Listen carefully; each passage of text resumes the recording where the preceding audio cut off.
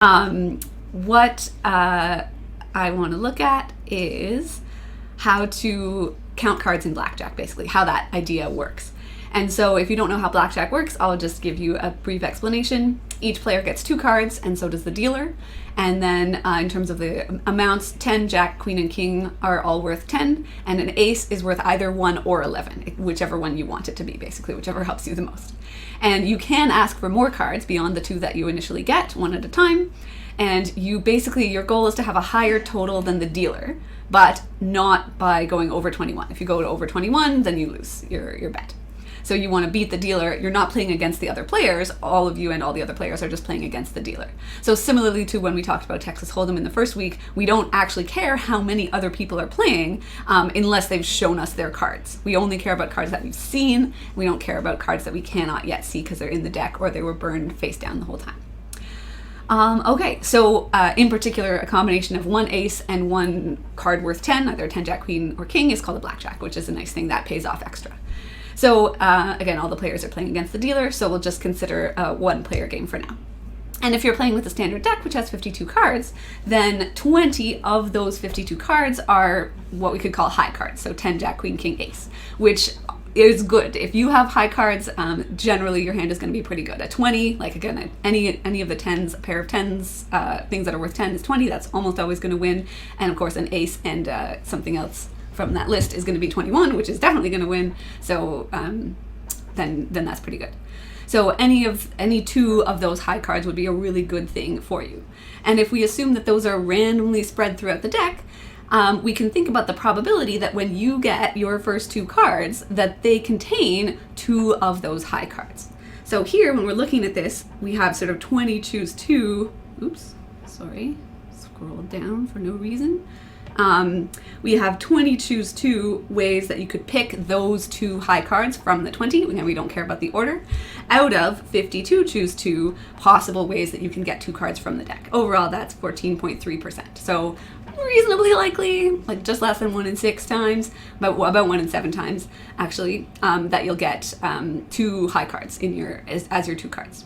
If you want to think about why this is, we could actually frame this in terms of a random variable. So like thinking about chapter 5. So if we think x is the number of high cards you get, this is the perfect situation for a hypergeometric distribution. We have the total population size is capital N, that's 52, there's 52 cards. Each of those is categorized as either a success or a failure, success being a high card and failure being a non-high card. So R, the number of successes, is 20, and then little n is the number that you are selecting. You're selecting 2 cards here, and so our little n is equal to 2. And we just want the probability that x, this random variable, this hypergeometric random variable, is equal to 2, which, plugging in the formula for the hypergeometric probability function, is 20 choose 2 times 32 choose 0 divided by 52 choose 2. 32 choose 0, of course, is 1, so we don't really need that. So we can calculate this either sort of as like a chapter 3 problem, just as a counting problem, or we can frame it in terms of a hypergeometric random variable. Yes, the comment, it is exactly like the movie 21. So I'm going to tell you how that works. But I do not condone forming gambling rings and going to casinos and making lots of money. I don't do that. No, I mean, do it if you want, but don't do it because I said. So I'm not running a crazy gambling ring. Okay, so that's great. That's the first time you play. But imagine that we sort of play a bunch of times. So as you continue to play rounds, you as a player get better information about which cards are left in the deck, right? You can keep track of how many cards have been played in total, and in particular, how many of them have been high cards that have been played. And if you're good, you can keep track of this information in your head.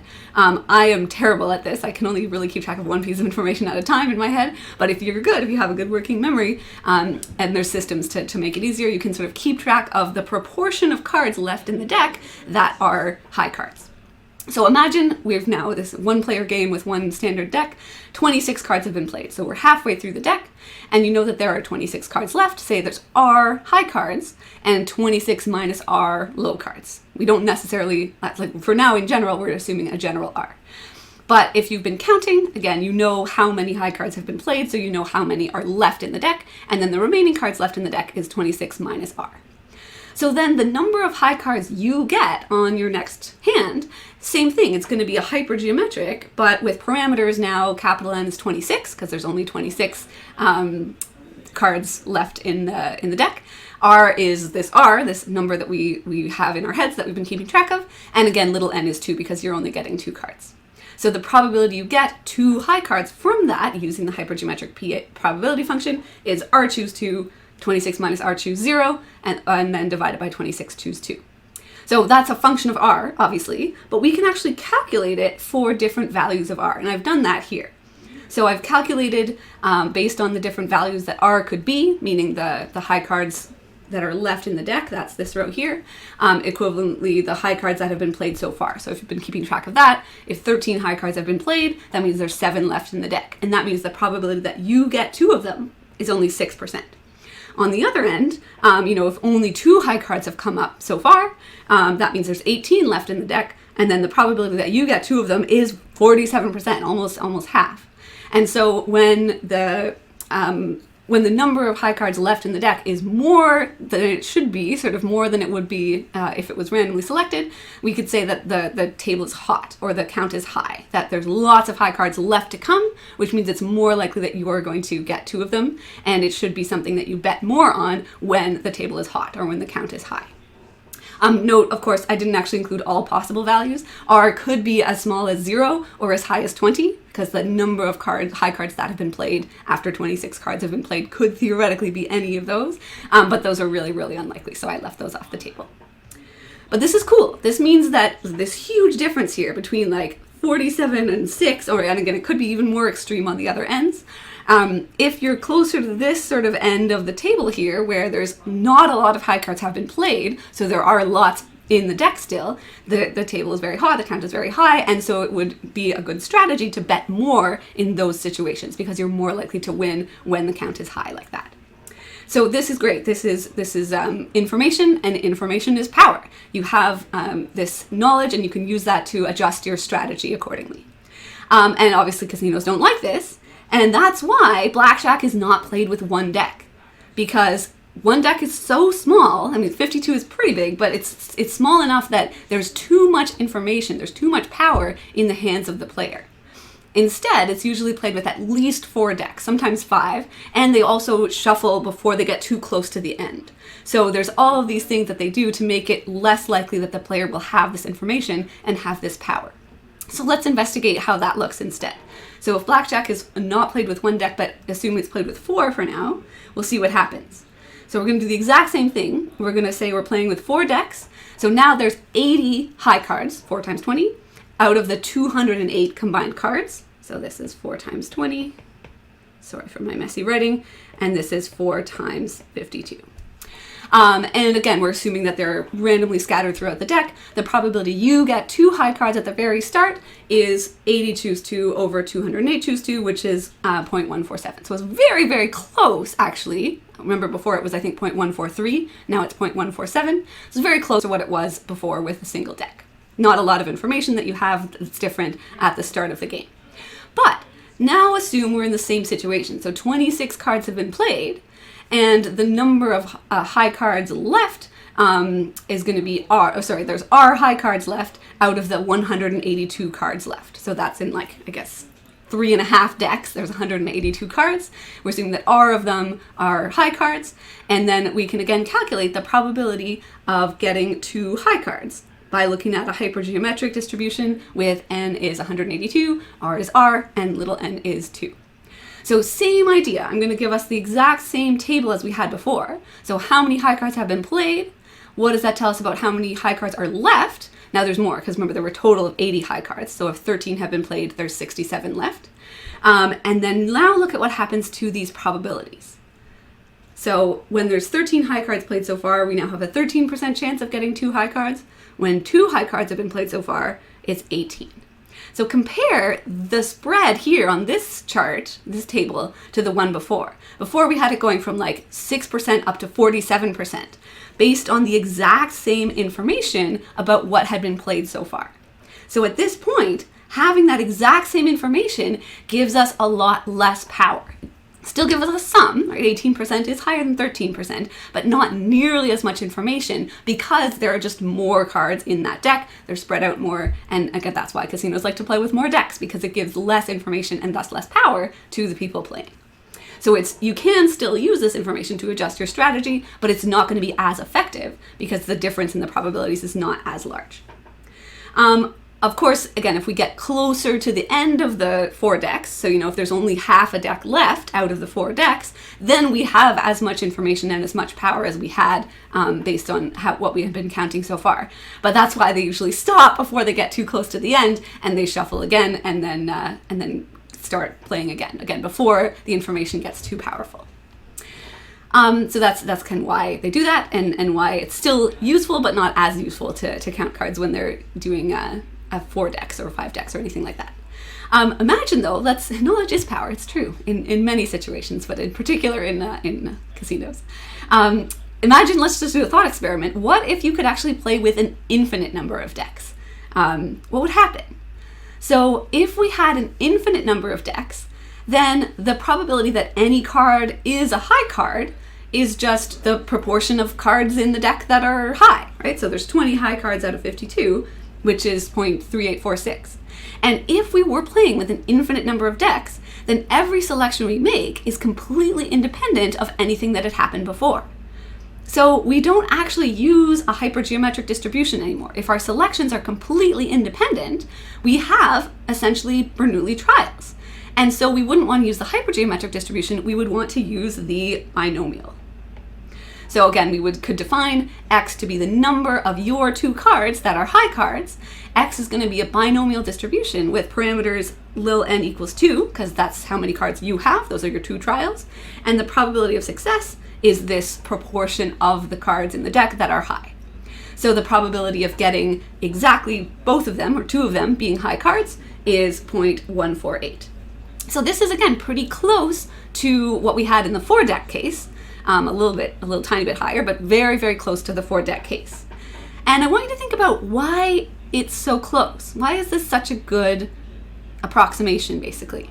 Why is the 4 deck case so close to the theoretical infinite case? Does anyone have any thoughts why? If you want to type in the chat, go ahead. If not, just think in your brain.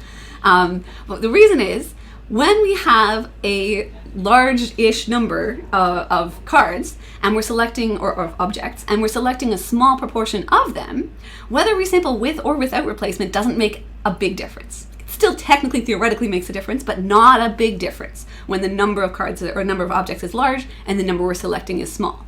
So the hypergeometric can be reasonably well approximated by the binomial in those cases. We can basically say, it doesn't really matter if selection's with or without replacement, we're unlikely to get the same card twice anyway, so a binomial provides a decent approximation for the hypergeometric. And that's exactly what's happening here. So when big N is large and little n is small, we can approximate a hypergeometric with a binomial. And in the case of the 4 decks, we had big N is 208 and little n is 2. That definitely fits the parameters, I guess, or the guidelines. And so a binomial approximation to the hypergeometric is very close. So the true value with 4 decks is 0.147. The approximated value using a binomial is 0.148, and those are reasonably accurate. So that's great. That's why I'm talking about it this week, because we just talked about the binomial and the hypergeometric and how you can approximate one with the other.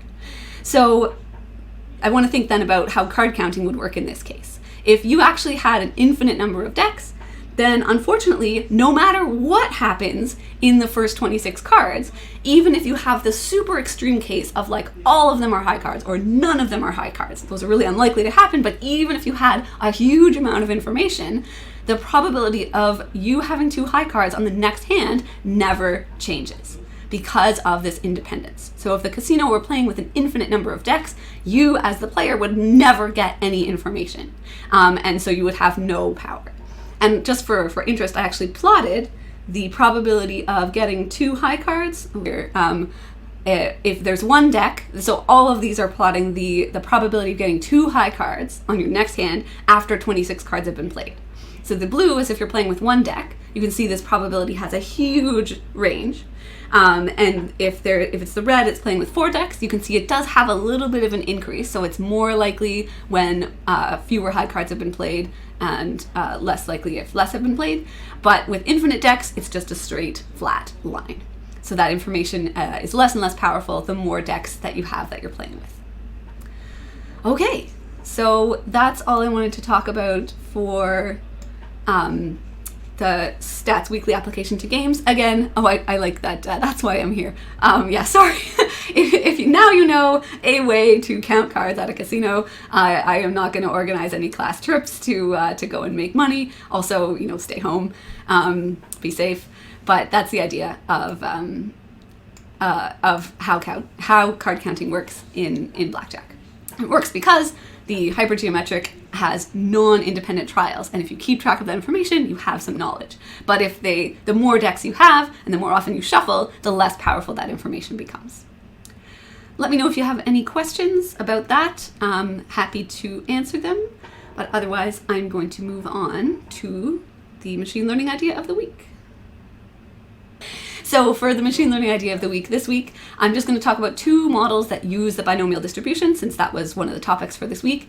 And to be proper, these aren't technically strictly machine learning applications. They're just 2 cool computer science applications of the binomial distribution. I couldn't find a binomial specific machine learning application. I have a great one for next week about the Poisson, but for this week I just have 2 cool computing related applications. So hopefully that's interesting. The first one is something called a Hamming 4-3 error correcting code. More generally, error correcting code is just some information that you add to a message that enables the user to correct it if a mistake has been made in the translation or in the transmission, of that message. So imagine that you're sending a message, a bunch of 0s or 1s, over a noisy connection, which has a possibility of introducing errors to the bits that are sent. So you think about a poor internet connection while you're having a Zoom call or something, or anything like that, trying to get some work done. There's lots of ways to improve the probability that the message gets through correctly. You could send it more than once. That's a fine way of doing it. And then if they don't match, then they try and figure out what it is. There's lots of different ways. But one cool way is to use a parity bit, which checks whether an error has been introduced. And again, nothing's perfect, and the more parity bits you add, obviously the higher the cost of then sending the message, because you have to send more information, but it can really help in terms of improving the reliability. So I want to look at an example. Imagine we're trying to send just a 4-bit message, so very, very small amount of information, and each bit, of course, is a 0 or a 1. So we're sending a 4-character string where each character is 0 or 1. And the connection is noisy, and it's going to flip each bit, so 0 would become 1 and 1 would become 0, independently with probability 0.1. So this is a pretty unreliable connection. Each bit has a 10% chance of being corrupted or whatever and flipped to the other side. And we want to know what the probability is that the message is received correctly. Well, to examine this, I always like sort of this kind of format. Oops, I don't have my pen here. Here we go. This kind of format or framework for answering any kind of probability or random variable question. First, you define your random variable. So you let x equal what you're interested in this case, the number of bits that are flipped, and then you find out what the distribution of x is. So in this case, we have 4 bits, and we're counting the number of those that are flipped, and then we want to look for keywords to figure out which distribution is appropriate here. We have the idea that the bits are flipped independently, so that's telling us we have Bernoulli trials here, with a probability of 0.1. So that's our P. Our P is 0.1. We know that we're sending a message of exactly 4 bits, so we know that little n is 4, 4. And then we know that x is going to have a binomial distribution with parameters 4 and 0.1. So we identify which distribution is appropriate by looking for those keywords in the question. And independently is a good key that binomial is going to be involved. Not necessarily. We'll learn some more distributions next week that have independent trials but are not binomial. But if we know how many trials we're doing, and the trials are independent, and the probability of success is constant, and we are counting up the number of successes, that's a binomial distribution, and that fits here. And then finally, the sort of third step here, we want to think about what we want in terms of this random variable. So here, the probability that the message is received correctly would be the probability that the number of bits flipped is equal to 0. So the probability that x is equal to 0. So then we would just plug into the binomial probability function, 4 choose 0, 0.1 to the 0, and 0.9 to the 4 minus 0, which is 0.656. So not very likely that even this very short message is going to be received correctly by the user. I see a really great question in the chat. In the real world, is the probability of a bit flipping really independent? Probably not. So in real life, there might be sort of like packets that are like near each other are all getting corrupted at the same time. Or it could be a function of the connection itself. So, if 4 people in my house are trying to use the internet at the same time, all of us are going to experience loss at that time. So in the real world, absolutely, it may be that they're not independent. And that's a really good thing to do always, whenever you're modeling anything with a random variable, is think about, do the assumptions that we're making actually hold in reality? And often the answer is not quite, but that doesn't mean it's not a useful model. There's a great saying that all models are wrong, but some are useful. And so anytime you're modeling reality, it's not going to happen perfectly. Oh, cool. Someone says, I remember reading an article that said bit flip can also occur during, oh yeah, like during solar flares or cosmic rays or something like that. That's cool. So yeah, that would definitely introduce some dependence, because there's going to be just like higher rates of bit flipping at certain times when a solar storm or whatever is happening. Great points, both of you. So anyway, in this very simplified assumption where we're assuming that each bit is independently flipped, we have a pretty low chance that the message, it's more than half, but it's not great. It's about 2/3 of a chance that this very short message makes it through. So what we can do to improve the reliability, again, one thing we can do is add parity bits. So we're going to send 3 more pieces of information, which allow the person who receives the message to detect and correct up to 1 error. And how this works, I'm going to just show you with a little Venn diagram here. So the message that you're sending is D1, D2, D3, D4, sorry, those are the 4 digits that we're sending. And the parity bits, P1, P2, and P3, are set to make the total within each circle even. That's why it's called parity. Parity is like even versus odd. So like if you sent the message 1111, then all of the parity bits would have to be 1 to make all of the circles even. If you wanted to send the message 1110, then your parity bits would be 1 here, a 0 here, and a 0 here. That's what you would need to do to make all of these circles contain an even number. Does that make sense? Hopefully that example kind of illustrated it. But that's the idea. You can read more about this if you like. I'll post a link to the Wikipedia article, which is a great explanation. So we're going to do this. We're going to send these 3 extra pieces of information. And the cool thing is, if there's no errors, fabulous. The message will be decoded perfectly. If there is 1 error, then the user will be able to figure out what the error is and fix it, even if one of the parity bits is the one that's wrong. Because if we sent this message and say like this one here got turned into a 1, you would look at this and you would be able to tell that actually the message is correct, but this parity bit is the one that's wrong. If one of these internal ones was flipped, like let's say this one was turned into a 0, then the person who received the message would be able to figure out, aha, so this circle here is odd, and this circle here is odd, but this one is even, and so this one must be the mistake, and they'd be able to fix it back to a 1. So that's how it works. With that in mind, now we want to think about what is the probability of getting the message that can be either that is perfect or that can be corrected. So in this case, we're going to have the same kind of strategy. We're going to let y be the number of bits flipped in this case. Now there's 7 bits that are being sent, right? The 4 for the message plus the 3 parity bits. And so it's going to have a binomial distribution with parameters 7 and 0.1. And now what we want is actually not just the probability that there are no errors, but the probability that there are 0 or 1 errors. So we're kind of using the CDF of y here, the probability of being less than or equal to 1 error. Well, in that case, that's just the probability of 0 errors plus the probability of 1 error. Like we're going to add up the 2 probabilities, little f of 0 plus little f of 1. And so we can plug that in, and we end up with 85%. So we've increased the reliability. It's still not fabulous, right? If there's 2 or more errors in these 7 bits, then the user has no idea what the error was. But we've increased it without having to try to make the connection itself more reliable. That's just kind of a neat idea. And again, there's lots of other ways to increase the reliability of your messages. I'll post a link to some cool ways, but this is one that's really neat, and we can analyze this just using our good old binomial distribution. Right, if there's any questions about that example, please go ahead and type them in. I also have a second example that I'm going to talk really quickly, and this is the idea of the binomial option pricing model. So if anyone bought an option on GameStop stock recently, congratulations maybe, or condolences, I don't know. But so it's not the same as shorting, but an option that you can purchase on a stock is something that allows you to undertake a financial transaction in the future based on some predetermined price known as a strike price, and you have the choice of whether to exercise it or not. So a call option is one that allows you to buy a stock at a previously agreed upon price when the option exercise date occurs. A put option is the opposite. It allows you to sell a stock at a predetermined price at some future time. So that's just the idea of an option. So something known as the binomial option pricing model is used often to figure out the appropriate price of these options. The options themselves cost money, a much smaller amount of money than an actual stock would, because different people have different opinions about how likely the price is to go up or down in the future.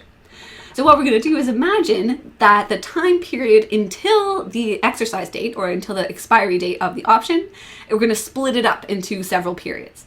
And in each of those periods, we're just going to imagine that the stock price is either going to go up by a factor of u, so like sort of multiplied by 1.01 or something, just multiplied by some factor, or down by a factor of d, u for up, d for down, fairly obvious, with probability 1 minus p. So we're going to take this time period, whatever it is, cut it up into pieces, and then at each step, we assume we either go up or down in a multiplicative way, not like a plus an amount, but like multiplied by a factor, up or down. And then there's all sorts of things we can do, but the basic idea is the probability of ending up in any of these, let's say this is just the example where we have we have 3 periods for this pricing model. The distribution of what the stock price is at this time, at the exercise date, is a binomial distribution, because we have the probability of going up this number of times. So the probability of landing in this square up here would be, I guess, p to the 1, 2, 3, and then I guess q, or 1 minus p, to the 0, and then we also would have 3 choose 0. That's the probability. Oh no, sorry, you can't see. I'm gonna move this down. There we go, sorry. 3 choose 0, p to the 3, 1 minus p to the 0. And then the probability of ending up here in this spot is going to be 3 choose 1, p squared, and then times 1 minus p. The probability of being here is going to be 3 choose 2, p, 1 minus p squared. And then the probability of being down here is 3 choose 3, p to the 0, and then 1 minus p to the 3. I just realized that I kind of switched the bottoms of my choose thing, so this could be a 3 instead, this could be a 2, this could be a 1, and this could be a 0, but that doesn't change it, because those binomial coefficients are symmetric. So either way, we can find the probability of ending up at each of those possible stock prices, and then we can make decisions based on that. So I'm not going to talk a lot about it. Obviously, this is a pretty rough model if we're going to cut a month-long period into just like three subsections of time. But you could take the limit of this basically and sort of divide it up into a ridiculously large number of ridiculously small periods, and you could code that fairly easily to make an option pricing calculation. Alrighty. So that is all I wanted to say about that model there. If you're interested in either of these two things, I will post some links. They're not strictly machine learning, but they're just neat, and I thought I would talk about them because they both relate to the material from this week, the binomial distribution. Would we need R Markdown to type out the assignment for our submission? No, you do not need it. If you like the sound of it, if it sounds cool, then absolutely you're welcome to use it. And maybe I will try to put together like a template for it. I hadn't thought about doing that, but maybe I will. But you absolutely do not have to do it. We're not expecting you to learn, in addition to learning a bit about how R works, we're not expecting you to learn how R Markdown works. But if you do take upper year stats courses, it's a really useful thing to know. It's a nice way to format things without having to copy and paste code from one thing to another. And it can be really nice. So definitely, you don't need to, but if you want to, you can.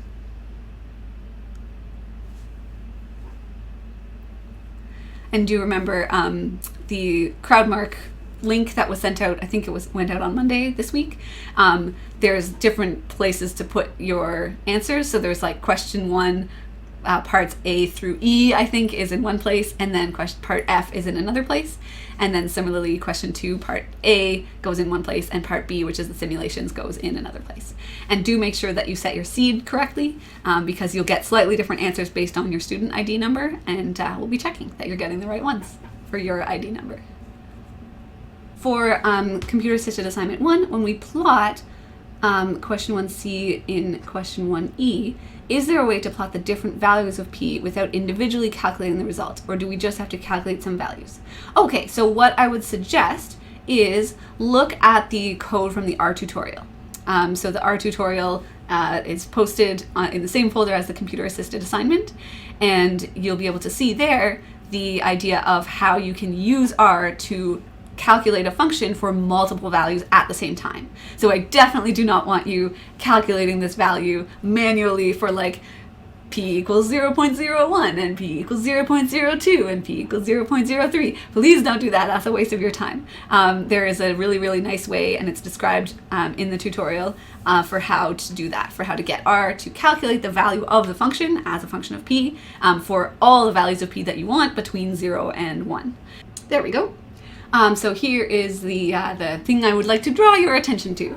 So how to create a line graph. In general, again, I showed you how to do this last time. To do a scatter plot, you can just sort of give it 2 vectors and then it'll plot them, x on the x-axis, y, the first one on the x-axis, the second one on the y-axis.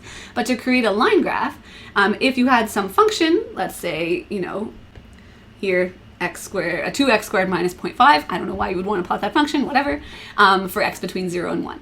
So the first thing you want to do is set up your vector of the x values. In this case, it would be the p values. And so this is saying a sequence, which means it's going to create an arithmetic sequence. And the first thing here is the starting number. The second parameter you give it is the ending number. And then if you don't add by equals whatever, it'll just do it integers only. But this is the sort of the skip, the arithmetic difference. So it'll plot like the first number and then the first number plus the difference and then the first number plus 2 times the difference and then the first number plus 3 times the difference, etc., until it gets to 1. So you can do that to create a vector for your p's, your possible probabilities. And then we can just tell R for every possible value of x, we're going to let y equal to x squared minus 0.5. So because R is like a vector-based language, everything is treated like a vector. So it takes this vector x, which is, again here, like I guess 101 different values, and it performs this operation on every single one of those elements in the vector and puts the result in the appropriate element of this vector. So y is going to then be a vector of length 101, and it's going to contain the value of this function for each of those values of x in each of those positions. So another way you could do this is using a for loop. Like you could say, for I in 1 through 100, the ith position of the vector y is going to equal blah, blah, blah, blah, blah. Like you could do it with a for loop, but the really slick thing about R is that because it's vector-based, it just does the same operation to each element of the vector all at once. And then, ta-da, you just plot it. So you plot it the same way I showed you last time. X, you give the x values, so that's going to be your p's. Y is your function values. And then you want it to be a line graph rather than a scatter plot. So if you leave this out, it would be a bunch of dots. That might look cool too. But a line graph is nice. And then you can title it as well.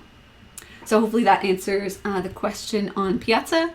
That is how you do that. And again, if you forget that, check out the tutorial that's posted on Learn. Oh, I see 2 more questions.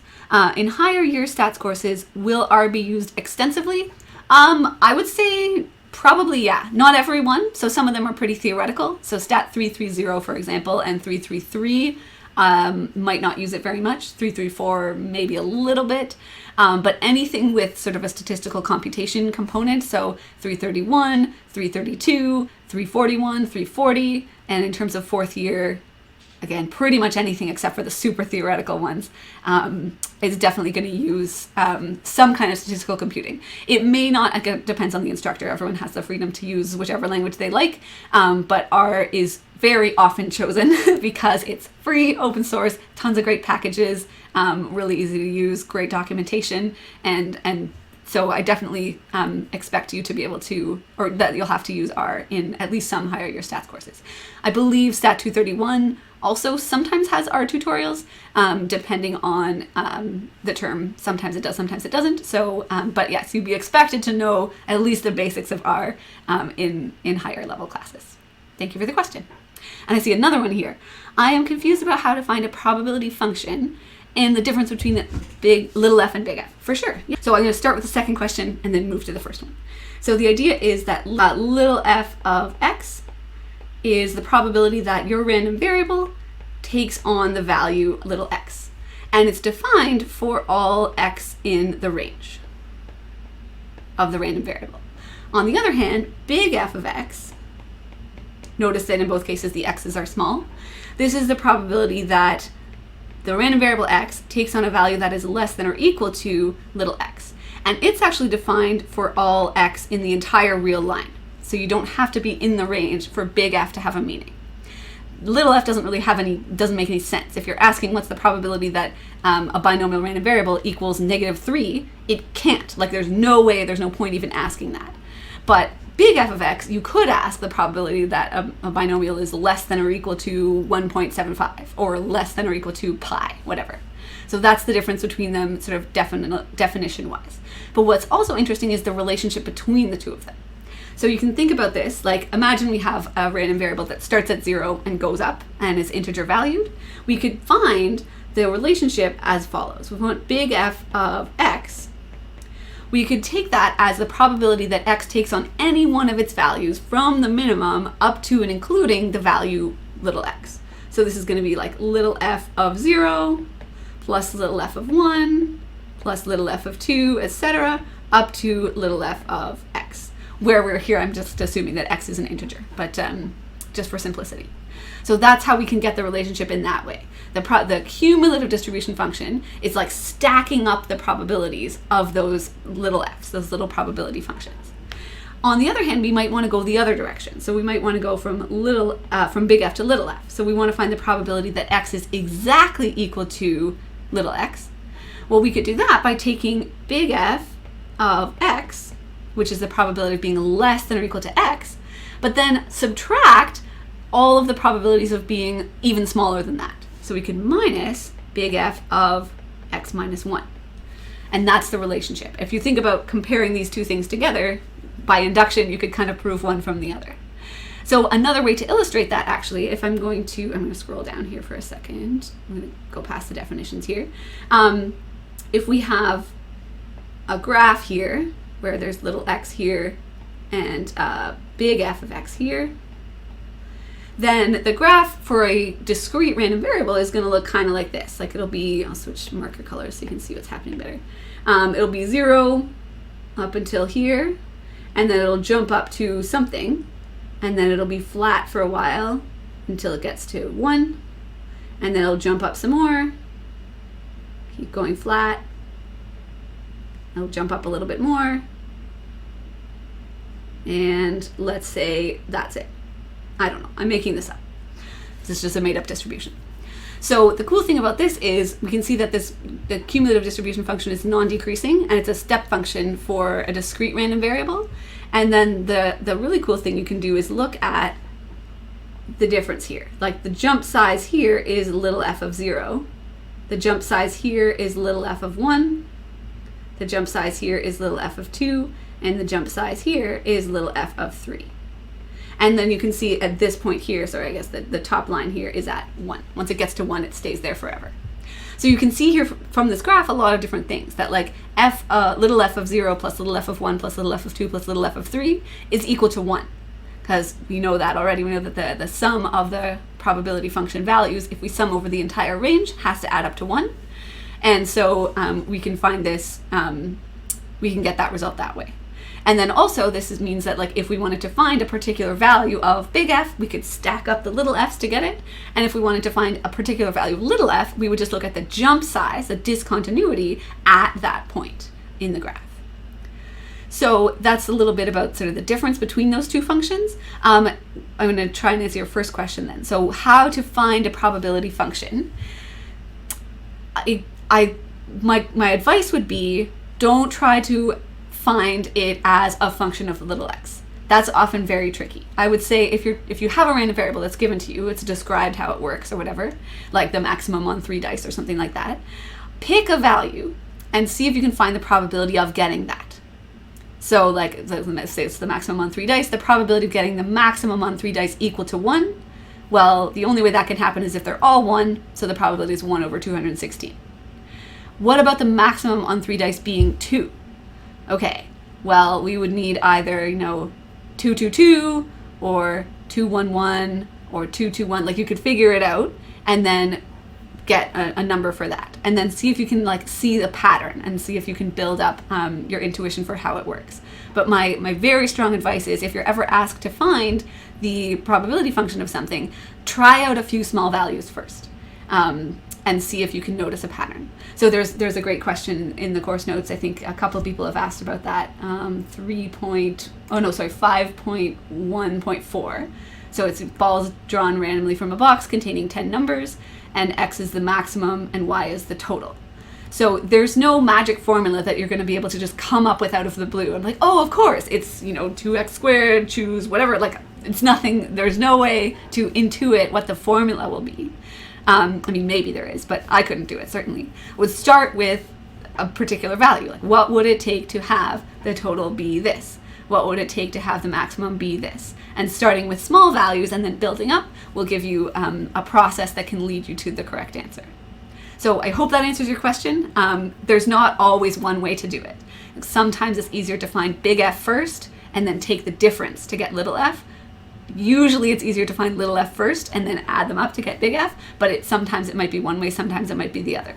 So my suggestion is to just play around with it, pick some special cases, particularly edge cases like the highest or lowest, and see if you can build up it just like as a table of values, not necessarily as a function of x. And then if you can figure out what the function is after looking at your table of values, then great. But usually, often I would say starting with some specific values first and then trying to extend to a function is the best approach. Don't forget, this weekend is got to finish up everything by the 7th for your first collaborative assignment.